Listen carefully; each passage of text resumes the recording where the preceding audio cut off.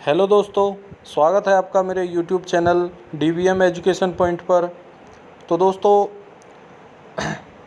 कल हमने संविधान का निर्माण कैसे कैसे शुरू हुआ, इसकी कौन कौन सी समितियां थीं, उनके कौन कौन से अध्यक्ष थे उनके, और उन समितियों में कौन कौन मेंबर्स थे, सारे सदस्यों के बारे में हमने कल डिस्कस किया था। और संविधान को बनाने में कितना समय लगा, संविधान की प्रारूप समिति ने इसको कब अपनाया संविधान को, ये सब कुछ हमने कल डिस्कस कर लिया था। तो दोस्तों, आज के वीडियो में हमें डिस्कस करना है कि संविधान की हमें ज़रूरत क्यों पड़ी और हमारे संविधान का प्रारूप कैसा था, इसमें क्या कितने भाग थे, कितनी अनुसूची थी, कितने इसमें अनुच्छेद थे। तो आइए दोस्तों देखते हैं। तो दोस्तों देखते हैं संविधान क्या होता है। दोस्तों, किसी भी देश की शासन व्यवस्था को चलाने के लिए कुछ कानूनी दस्तावेज होते हैं, उनके समूह को हम संविधान कहते हैं। दोस्तों, इसे हम कह सकते हैं कि किसी भी देश के नियम कानूनों के दस्तावेज ही संविधान होते हैं, उन्हें ही हम संविधान कहते हैं। आगे चलते हैं। दोस्तों, संविधान शब्द कहाँ से आया? विश्व में सबसे पहले संविधान का विचार देने वाले प्रथम व्यक्ति सर हेनरी मैन, जो कि ब्रिटेन के थे, इन्होंने सबसे पहले संविधान शब्द की उत्पत्ति की थी। Sir Henry man. ये बहुत इंपॉर्टेंट क्वेश्चन है कि विश्व में संविधान का विचार सबसे प्रथम किस व्यक्ति ने दिया, तो उनका नाम था सर हेनरी मैन। आगे चलते हैं। दोस्तों, विश्व का सबसे प्राचीन संविधान एवं प्रथम संविधान USA का है, यानी संयुक्त राज्य अमेरिका का है, जिसको 17 सितंबर 1987 में संवैधानिक कन्वेंशन फिलाडेल्फिया पेंसिल्वेनिया, ये USA में एक बहुत बड़ा शहर है, और 11 राज्यों में सम्मेलनों की पुष्टि के द्वारा इस संविधान को अपनाया गया। यह 4 मार्च 1789 को प्रभावी हुआ। तो दोस्तों, यानी इसको अपनाया गया 17 सितंबर 1789 में, जैसे भारत के संविधान को अपनाया गया 26 दिसंबर 1949 को, और इसको प्रभावी किया गया 26 नवंबर 1949 को, और इसको प्रभावी किया गया 26 जनवरी 1950 को। तो दोस्तों, आगे चलते हैं। भारत को संविधान की ज़रूरत क्यों पड़ी? दोस्तों, 15 अगस्त 1947 से पहले भारत के आंतरिक एवं बाहरी मामलों का संचालन ब्रिटिश सरकार करती थी। अर्थात 15 अगस्त 1947 से पहले भारत ब्रिटेन का उपनिवेश था, जब तक भारत की शासन व्यवस्था ब्रिटेन द्वारा चलाई जाती थी। इसका मतलब भारत में जो भी नियम कानून होते थे वो सारे ब्रिटेन की संसद से पास होकर आते थे, और उन्हीं के द्वारा भारत की सरकार चलाई जाती थी। और भारत का गवर्नर जनरल, उसके बाद वायसराय, ब्रिटिश शासन का प्रतिनिधि होता था। ब्रिटिश सरकार भारतीयों का दमन करने लगी। तत्पश्चात भारतीय स्वतंत्र भारत की मांग करने लगे। इसलिए भारत को अपनी शासन व्यवस्था चलाने के लिए संविधान की ज़रूरत पड़ी। आगे देखते हैं कि भारतीय संविधान का जो प्रारूप तैयार हुआ उसके कितने भाग थे। तो दोस्तों, भारतीय संविधान को 22 भागों में विभाजित किया गया, और इनमें 395 अनुच्छेद और 12 अनुसूचियां बनाई गईं। तो दोस्तों, आइए देखते हैं कि वो 22 भाग को कैसे कैसे डिवाइड किया गया। तो दोस्तों, पहले भाग में संघ और उसके क्षेत्रफल को रखा गया, जिनमें आर्टिकल यानी अनुच्छेद 1 से 4 को कवर किया गया। भाग नंबर 2 में नागरिकता, और इसमें 5 से 11 अनुच्छेद को कवर किया गया। भाग 3 में अपने जो मूलभूत अधिकार थे उन्हें रखा गया, और इसमें अनुच्छेद 12 से 35 को कवर किया गया। दोस्तों, भाग 4 में राज्य के नीति के चतुर्थ निर्देशक सिद्धांत को रखा गया, और इनमें 36 से 51 तक के अनुच्छेद को कवर किया गया। भाग 4 का एक और पार्ट था 4A, बुनियादी कर्तव्यों को भी इसी के अंदर रखा गया, और इसका आर्टिकल था 51A यानी 51A। भाग 5 में केंद्र सरकार के प्रावधानों को रखा गया, जो कि आर्टिकल 52 से 151 यानी 52 से 151 तक अनुच्छेद को कवर किया गया। भाग 6 में राज्य सरकारों को रखा गया और इनमें अनुच्छेद 152 से 237 तक को कवर किया गया। दोस्तों, भाग 8 में केंद्र शासित प्रदेशों को रखा गया और इसमें 239 से 242 तक के अनुच्छेदों को कवर किया गया। दोस्तों, भाग 9 में पंचायत को रखा गया और इसमें 243 से 243O तक के आर्टिकल को कवर किया गया।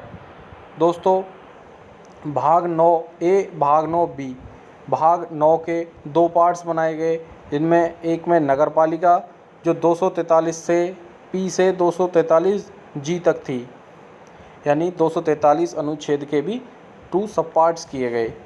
और भाग 9B में सहकारी समितियां रखी गईं, जिसमें 243 के फर्दर पार्ट्स किए गए और 243JH से 243JDT तक के आर्टिकल को यानी अनुच्छेद को कवर किया गया। आगे चलते हैं भाग 10। भाग 10 में अनुसूचित और जनजातीय क्षेत्रों को रखा गया, जिसमें आर्टिकल अनुच्छेद 244 से 244A को कवर किया गया। तो दोस्तों, आगे देखते हैं भाग 11 में संघ और राज्य के बीच रिश्तों को रखा गया, जिसमें आर्टिकल अनुच्छेद 245 से 263 को कवर किया गया। भाग 12 में वित्त, संपत्ति, संविदा और मुकदमे को रखा गया। इसमें अनुच्छेद 264 से 300A को कवर किया गया। भाग 13 में व्यापार और वाणिज्य को रखा गया। इसमें आर्टिकल 301 से 307 को कवर किया गया। भाग 14 में संघ और राज्य के तहत सेवाएं को आदि से संबंधित प्रावधानों को रखा गया और इसमें 308 से 323 तक के अनुच्छेद को कवर किया गया। दोस्तों, इससे अगला है भाग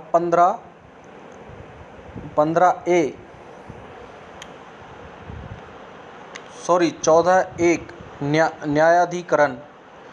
इसमें 323A से 323B के अनुच्छेद को कवर किया गया। अगला भाग है 15 चुनाव।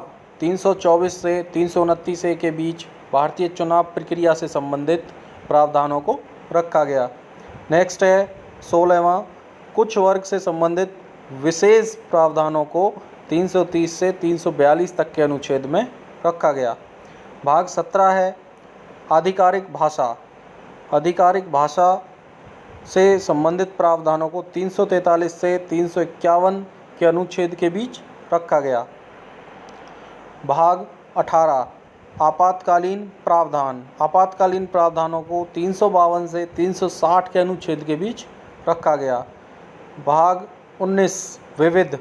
इसमें 361 से 367 के बीच के आर्टिकल को यानी अनुच्छेद को कवर किया गया।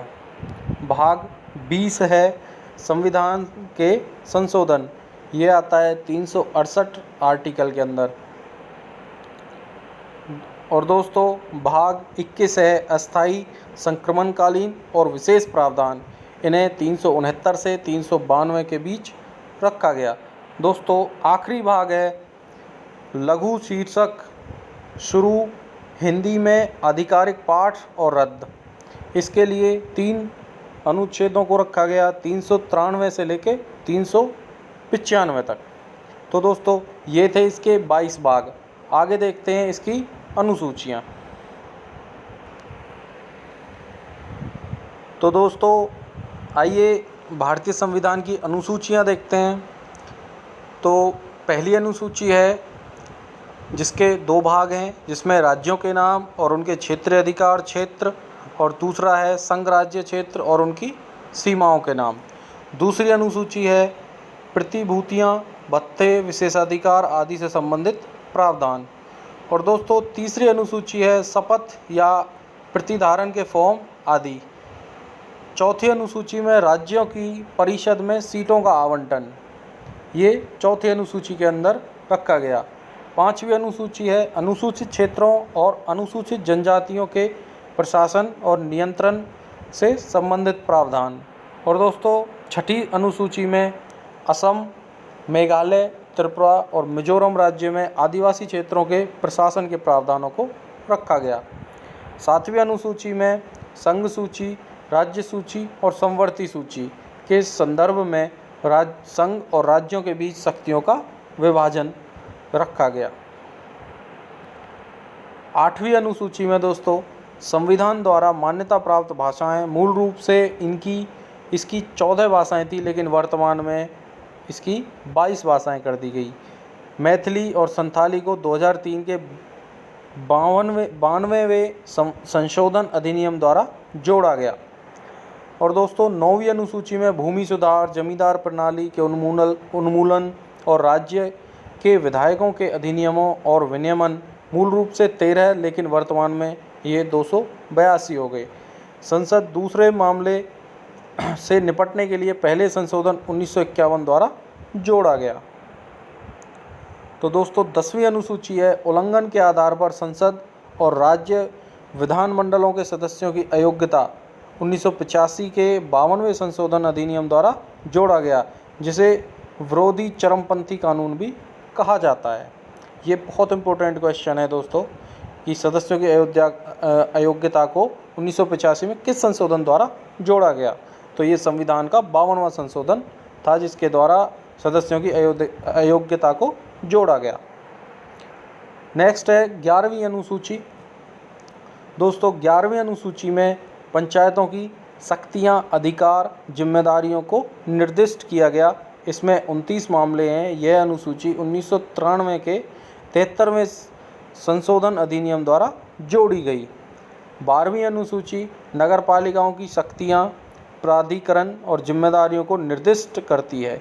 इसमें 18 मामले हैं। यह कार्यक्रम 1992 के 74वें संशोधन अधिनियम द्वारा जोड़ा गया।